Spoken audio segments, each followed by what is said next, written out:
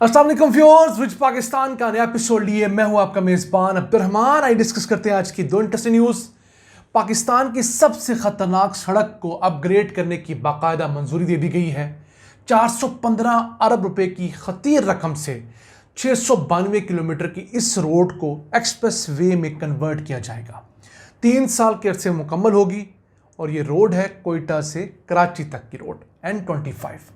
इस अहम खबर को डिस्कस करेंगे, जबकि आज की दूसरी खबर, जाम शोरूम में 7 साल से जेर तामीर माँ और बच्चे का अस्पताल अपग्रेड करने के बाद आवाम के लिए खोल दिया गया है।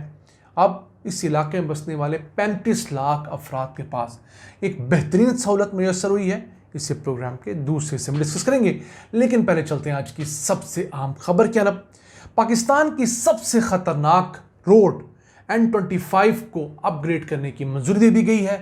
415 अरब रुपए की लागत से 692 किलोमीटर की ये हाईवे अपग्रेड करके एक्सप्रेस वे में मुंतकिल की जाएगी। 3 साल के अरसे में इस एक्सप्रेस वे की तामीर मुकम्मल होगी, जिससे फिलहाल इस पे ऊपर जो 70 से 80 किलोमीटर फी घंटा की औसत रफ्तार है वो बढ़कर 100 से 120 किलोमीटर फी घंटा हो जाएगी। और इस वक्त जो 9 से 10 घंटे कोयटा से कराची पहुंचने में लगते हैं वो 3 घंटे कम होकर 6 से 7 घंटे रह जाएंगे। बहुत अहम रोड है। कोयटा से कराची तक की 2 सूबाई दारुल-हुकूमत आपस में अटैच होते हैं। इस रोड के ज़रिए बहुत अरसे से मुख्तलिफ किस्म के ऐलानात हुए, लेकिन प्रॉपर इसकी रिहेबिलिटेशन शुरू नहीं हुई, अपग्रेडेशन शुरू नहीं हुई।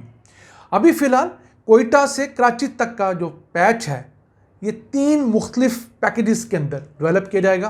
कोयटा से आगे चमन भी जाती है, 125 किलोमीटर का वो पैच भी है, वो बाद में कंस्ट्रक्शन फेज में डाला जाएगा। उसकी ऑब्वियसली वजह यह है कि फंड्स की कमी है। नेशनल हाईवे अथॉरिटी, जिसके अंडर ये रोड भी आती है, उसने पूरे बलूचिस्तान की हाईवेज जो नेशनल हैं उनके लिए 160 अरब रुपए मांगे थे, जो हाईवे अपग्रेड हो रही है। हुकूमत ने 100 अरब रुपए देने के लिए बजट में मुख्तस किए हैं। अब उन्हीं से फिलहाल जितना काम मुमकिन हो सकेगा ये होगा। फिलहाल ये जो रोड है ये एक लेन जाने वाली और एक आने वाली है, तो ये 2 वे रोड है। इसे 1 वे किया जाएगा, 2 लेन्स जाने के लिए और 2 आने के लिए, टोटल 4 लेन्स पर मुश्तमिल ये state of the art express way होगी। अब यहाँ पर एक सवाल हमारे बलोच भाई हमेशा करते हैं कि बलूचिस्तान में कोई मोटरवे नहीं है। जी बिल्कुल नहीं है। उसकी रीज़न क्या है? सड़कों में सबसे महंगी सड़क मोटरवे होती है। सिर्फ उसे बनाना काम नहीं होता, उस मोटरवे की लागत भी पूरी करनी होती है, खा वो सरकार बनाए या प्राइवेट कॉन्ट्रैक्टर बनाए।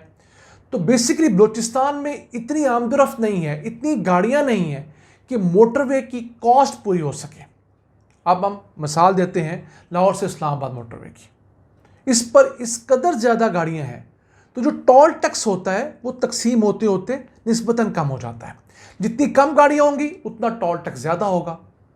पहला सबसे बड़ा रीज़न बलूचिस्तान में कोई मोटरवे ना होने का ये है। दूसरी वजह ये है कि जब आपके पास गाड़ियाँ नहीं हैं तो फिर आपने इतनी बड़ी रोड बना तो ली, उसको मेंटेन कैसे करेंगे? उसकी मेंटेनेंस कॉस्ट भी तो है ना। उसके साथ साथ मोटरवे के ऊपर कोई स्लो मूविंग व्हीकल नहीं चढ़ सकती, आप साइकिल लेके नहीं जा सकते, आप मोटरसाइकिल नहीं जा सकते, आप रक्षा लोडर रक्षा नहीं ले जा सकते, आप ट्रैक्टर ट्रॉली लेकर नहीं चढ़ सकते। तो बलूचिस्तान के दूर दराज के इलाकों में हर बंदे के पास तो लैंड क्रूज़र नहीं है ना। तो ये वजूहत है कि बलूचिस्तान को फ़िलहाल मोटरवे नहीं दी जा सकती, वहाँ पर लोग अफोर्ड नहीं करेंगे। हाँ, बेहतरीन सड़कें उनका हक है, एक्सप्रेस वे लेवल की सड़क उनका हक है, उनको देनी चाहिए। जहाँ जहाँ मुमकिन हो वहाँ बनानी चाहिए ताकि उनकी महरूमियाँ ख़त्म हो। अब ये जो रोड है N25, इसे सबसे ख़तरनाक रोड इसलिए कहा जाता है कि इस पर गुज़िश्ता चंद सालों के दौरान 2000 से ज़्यादा लोगों की एक्सीडेंट्स में जान जा चुकी है।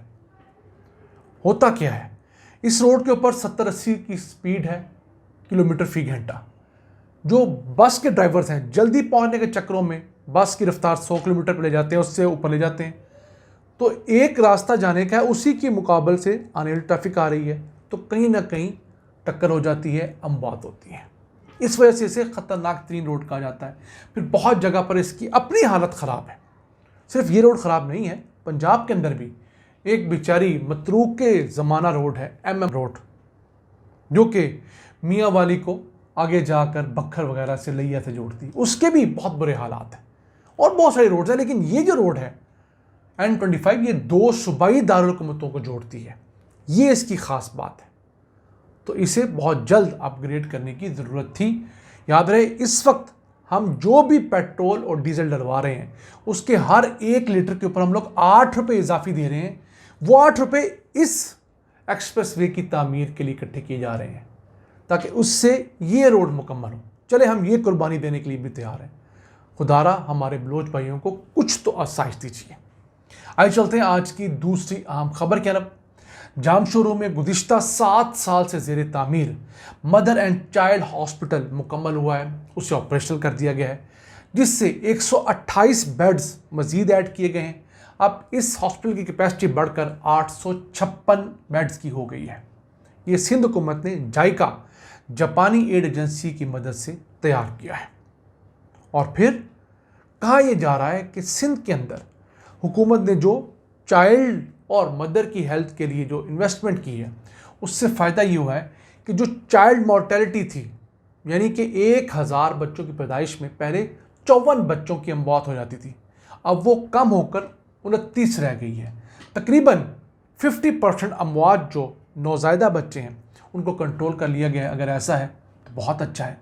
अब ये जामशोरू का जो हॉस्पिटल है, ये मदर एंड चाइल्ड हॉस्पिटल, ये उस इलाके में और इर्द गिर्द बसने वाले 35 लाख लोगों को सेहत की सहूलियात मुहैया करेगा।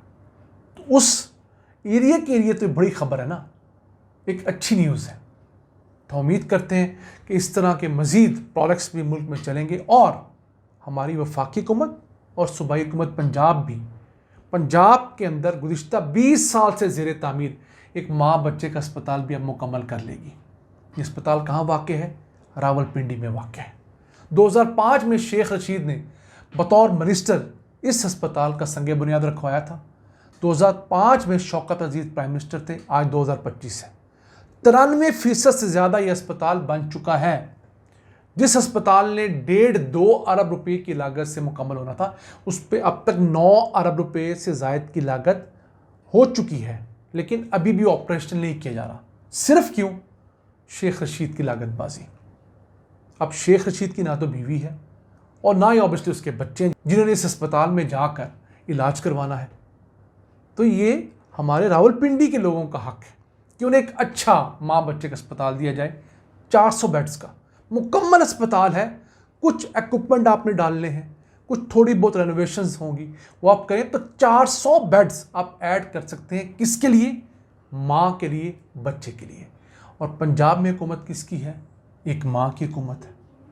वफाक में हुकूमत किसकी है? उनके चचा की है। तो अगर फिर भी सेहत के मैदान में मुकाबलेबाजी करेंगे तो मेरे वो दोस्त जो नून लीग को बहुत प्रमोट करते हैं, हमें क्या जवाब देंगे? याद रहे, इससे पहले वज़ीराबाद के इंस्टीट्यूट ऑफ कार्डियोलॉजी भी शहबाज शरीफ ने 10 साल की वज़ारत आला में बनने नहीं दिया था। अल्टीमेटली लाहौर हाई कोर्ट को इंटरव्यू करना पड़ा और निगरान वज़ीर आला उसने आकर अपने दौर में इसके फंड्स जारी किए थे, तब जाके मुकम्मल हुआ था। हमें इस तरह के मंसूबों को सियासत की भेंट नहीं चढ़ाना चाहिए। अपने मेज़बान अब्दुर्रहमान को इजाज़त दीजिए। अल्लाह ने के बाद।